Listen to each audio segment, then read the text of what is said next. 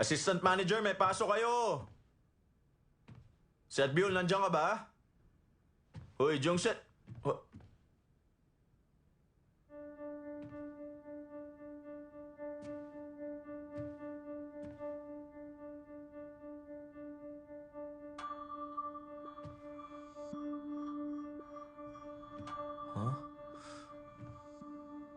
Mr. Choi, sa palagay ko, hanggang dito na lang tayo.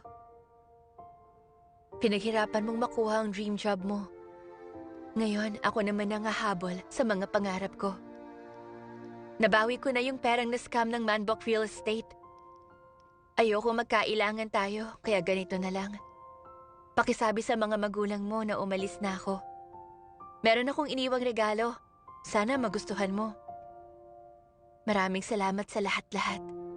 Fighting!